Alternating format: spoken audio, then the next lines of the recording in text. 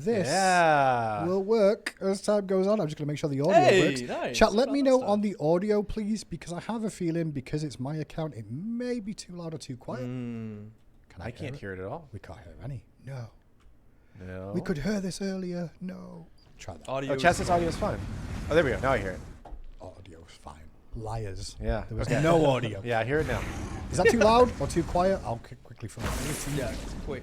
Yeah, look at all the new effects coming in. Yeah, these turned out, I think, really cool. Yeah. I think they look even more like toxic. Well, hey, come on. Sorry.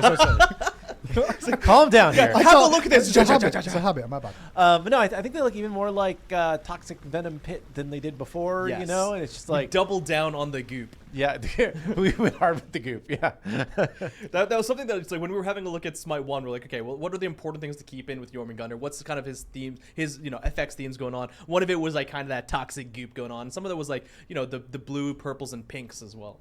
So where are we starting? Energy. Where are we starting? All right, I have a big list of notes. I said that not much has changed, but there's still a whole bunch of stuff that I wanted to talk about. All right, so we'll start at the beginning.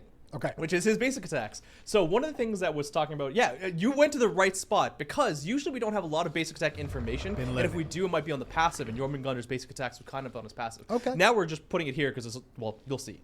So one of the things was that we soft reworked how the basic attack overheating and cooling worked on the back end for Jormungandr. For the players, it's not going to seem like there's too much change, but previously he was using this unyieldy algorithm that was doing a whole bunch of unnecessary complicated stuff. Now we can just straight up tell you, like, the base overheat rate is 1.5. The base cooling rate just is 2.5. Now those tick at a rate of 0.1 seconds, and he's got that passive meter, which is going to help. Like, this is just how the ability works, and we can even just reveal that to you. While in Smite 1, that just was not, like, we just have to give you a formula. Look at that goop. Look at that goop. So we soft reworked how that works. That also will functionally mean that the timing, there will be a tiny bit of difference. I think 1 second, actually more lenient towards the overheating and cooling for Jormungandr. That being said, or at least more for the overheating. But there's going to be some new gimmicks on there too. So some of the things that you might be able to notice already if you're an astute Snake player, Snake enjoyer, is that the attack speed conversion has actually changed. So from Smite 1 to Smite 2. So now it's going to be affecting the overheat rate, not the cooling rate. Because I was kind of looking at that before, and some of the stuff we do in Smite 1 is almost like legacy and what we were able to do technically at the time. But if you're going attack speed, you kind of want to be able to be at a faster rate more often, not the fact that you can regain your cooling faster. So now you're not attacking faster, but you're able to stay in the faster attack rate for longer. Okay. And yeah, so that's one thing. Other things that I'm sure people are going to want to know about is that your basic attacks will be able to proc item effects and will be able to crit. Okay. If you hover over that one more time, you can see that he does have the lower scaling. It's 40% strength instead of 100%. Obviously, that would be obscene. He does hit at 5 attacks per second, so he is still doing he is still over the 100% DPS per second. But then obviously he's going to be scaling that lower and lower and lower based on his kind of overheat mechanics. So he can do all that fun stuff. Yeah. It also does say there 20% healing because you can go things like Arrow Bow, which for the record, by the way, today was twice as strong. It was actually set to that 40%. So I literally just before coming here, me and Josh, Josh has been spamming the Arrows Bow Yorm in playtest, and it actually just heals for a ton. So. Super sustained. Well, that's because it was twice as good as it should be. Well, now it'll be slightly less, but maybe it actually was fine, and 20% is too low. We'll see. We'll see. So we'll see a flash test later today. Okay. Now I noticed when I hit Ymir. Wait. There's a okay. So before you even do that, okay. This is a good example of you can see. Yes. You can great, see. Great Yeah. point. We added new. So if you scooch closer to the god, you can see the outline of the god through Yorm. This was new tech that was added by Tech Art, and Josh was pushing forwards to it. Is you can now see enemies that are inside your, so that Ymir is within your basic attack range, and it'll be, it might only just be for enemies. But before you wouldn't be able to see anyone, and you're kind of just blinding yourself. Now you can actually kind of see a little bit more about what's going around you. Yeah. This was something that we actually thought about doing. His body acts like a wall almost. Yeah, and that was kind of a vision blocker, and it's frustrating. We actually thought about doing something like this in Smite 1, but there was a lot of discontent and just concern over that you just wouldn't be able to see yourself properly. True. Because like if you do that, you're losing yourself a little bit. Now if there's 5 enemies or minions, whatever, it might be a bit. But we went back and revisited on Smite 2. We're like, no, this just looks better. It is better, and the quality of life and the clarity is way more important than the fact that sometimes you might be losing your own model. Yeah, and I will say that, like, while you're playing it, it feels even more natural than like looking at it in video, because like the first time that this was turned on for a playtest, the people that played Jorm like did not even realize that it had been added. Yeah, It's like, exactly. I And felt like that's I could the see winning better. case. It was like, okay, sweet, we're doing good things. Is this dev or is this? This is dev. This is dev. Am I supposed to be on PTS? Too late, run sometimes. dev. But can you go to the trees? I want to see if that tech is in as well. So if you go to the trees, and, yeah. So this is can see also the new trees tech just that we fading. just added, which is tree culling tech, which I think will actually be there for every god, but Jormungandr will be affected by it more. Which is you can see those trees and the vegetation specifically culling away, so he's not as frustrated by the kind of the camera angles while you're inside the jungle. So you can see right there, that is something that would not have worked in Smite 1. The tree would have just been in your way. Yeah, and this just came in real hot. So if there's any issues with that, definitely let us know, because this was something that we definitely wanted to play around with, and the team went above and beyond. Chat says huge. He is huge. Yeah, exactly. Okay, cool. So then, yeah, for more information on the basic tech stuff and all that stuff, check out that basic tech panel. Sorry for the detour there, but I felt like because you could see it, it was a good thing to talk about. I didn't have that on my notes. We've as got well, all so that's day. awesome. We can take our time. There's no rush. All right, so now we're talking about what Hindu was talking about. Yeah, what is this which purple the line passive. about? So okay, so one, Pink. the Fuchsia, hard, I guess. the hard Magenta? displacement. Magenta. Yeah, there you go. The hard there. displacement aspect of his passive of immovable is exactly the same as it was in Smite 1. So if you hover over that, if you get affected by any hard displacement effects, which is listed there as banish, grabs, levitates, and vortex effects, knockbacks being knock-ups as well, and knock straight-ups and all those things, you get hit by that dazed debuff, which is just a 15% slow and a 5% damage increase for 2 seconds. That is just the way it was in Smite 1. But now there's actually, so this is the bigger +1, which is when you hit enemies, get enemy gods with basic attacks and the Venomous Haze ticks, because there's a little bit of a caveat on that, you'll start applying a debuff stack. You'll see that by that magenta kind of bar goes up. Once that hits max, your next time that you proc that will actually deal a burst of damage to that enemy, either dealing magical damage, which is scales off of your health, or scaling off of your strength if your strength is higher. So interesting. So whichever one's higher, it'll go to. So we can see that for a second, but let's you can base This attacks. is building it up. Yeah, you're building it up, and then one more, and then you see that 79 drop. So if we just hold it down, you can just keep doing this. Yep, exactly. And then so if you throw your one at them and spit, exactly. You can see that is also ticking with each tick. Boop. And it'll do bonus damage.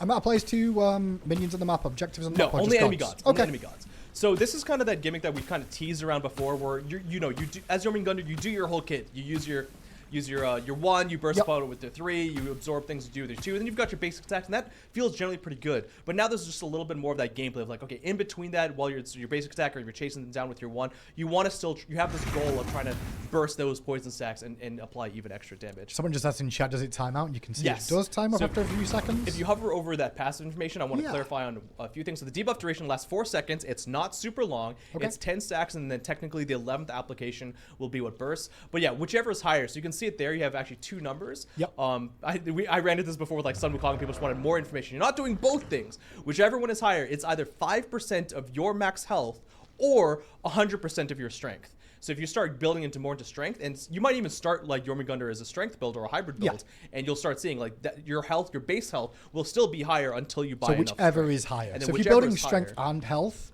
it'll go for whichever it'll one's higher probably be overall. health for quite a while. It should to be, actually but dip yeah. into that 100% strength, you're going to really need to go into a strength build, but that is viable because of the on-hit basic attack I have a stuff. very important question. Yeah, absolutely. What is a levitate?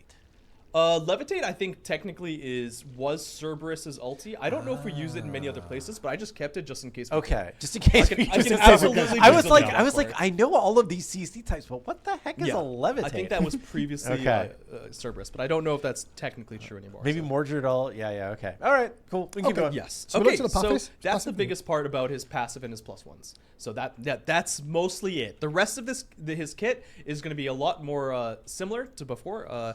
And I would say that like during the dev process, we experimented with a lot more +1s, but they felt like they were just like adding stuff to add stuff. Yeah, kind of. we wanted to be careful there. Yeah, and even with the basic attack change and the passive change, that's going to be a lot of almost like even just added damage and added just components to that we want to be careful. So okay, so AO1, his first ability, Venomous Haze. 2 things here. One a little bit more important than the other. One is, so you can see it works just the way you saw before. He's got the timer indicator. It lasts 20 seconds, and it kind of has, anytime you interact with it with your 2 or your 3, it'll go to that base 8 seconds, just like in Smite 1. But there's one new component, or 2 new components. One which is, while you are within the Venomous Haze itself, so if you just chill inside of it, like if you as Jormungandr are inside of the Venomous Haze, that cooling effect that used to be there for the attack speed conversion is actually going to be here now instead. So if you use your basic attacks, and then so you it's can actually see it's fighting me. almost like It's fighting fighting, itself, and if you yeah. let go, yeah, exactly, you just speed up the cooling even faster. Show the So that example, cooling sure. effect does still exist. It's while lingering within his AO1. Yeah. So Venomous Haze. stand in your pools and you can attack a lot. Yes, Longer, exactly. faster. Yeah, forever. Not forever, but close enough. The other thing is, Do they stack on top of themselves? no, I don't think these ones do, but that'll be important later on. Okay. The other thing that's there that this was mentioned by the ambassadors, like Jormungandr's got all this poison stuff going on. It just kind of makes sense that its toxicity is probably going to be implying that healing reduction, anti-heal effect. So Okay. you know, we So it's an anti-heal expanded ability. upon that with some gods, but the AO1 debuff will also be applying healing reduction. Like 25%. And that's the same as every god, and those don't Yes, stack with each other, exactly, right? It's just correct. if you are hit is with the typical god anti-heal from a god that has anti-heal, you are at 25%. All right, 2 and 3 much more simple. I mean, honestly, like I said, Okay. the rest of his kit much more simple and inline. His 2 does exactly what it used to do. You suck up the energy from nearby Venomous Haze pools, and it expands the ring of your 2. Oh, they added some extra effects there. That's cool. Yeah. So yeah, so you do that. It grows up to 3 times, but now the buff here is actually that it used to do less damage based on subsequent damage effects, but now I think past 3. But now if you have more than 3 pools, which is unlikely, you'll actually just be doing the same amount of damage. That bonus damage that's there is technically uncapped, but the scaling is capped at 3.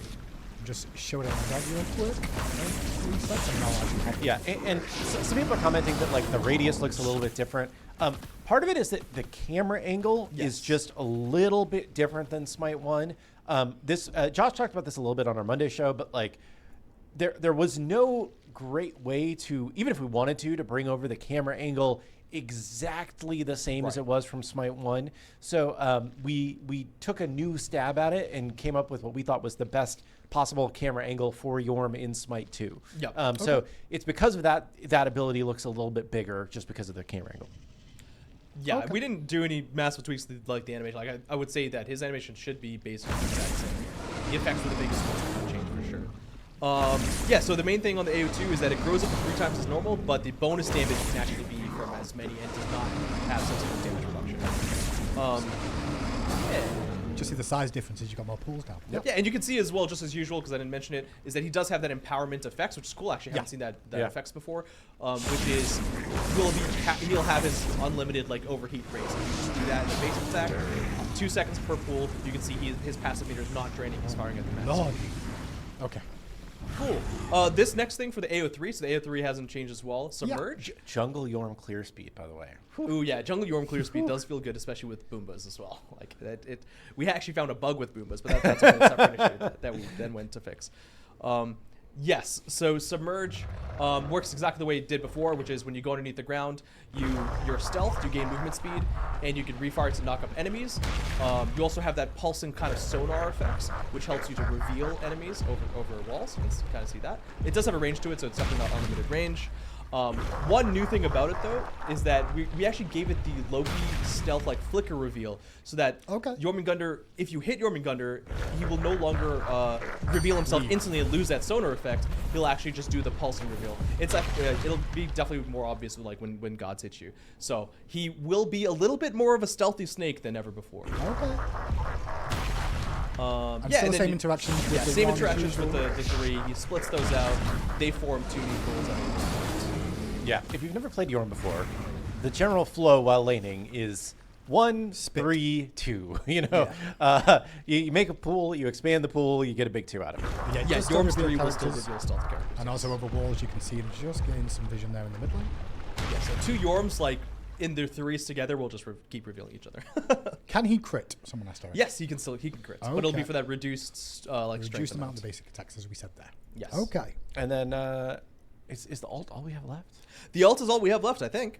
And then a little bit, well, And then we have the other ult and stuff. one or But I two mean, more from the things. kit, from the Yeah, kit, at least. kind of. I wanted to Okay. clarify one more thing, but yeah, it's the ult. There's a whole bunch of tweaks, and kind of like Kilgoon and Josh were saying earlier, is that the camera system is entirely new, and we wanted to make sure that it was.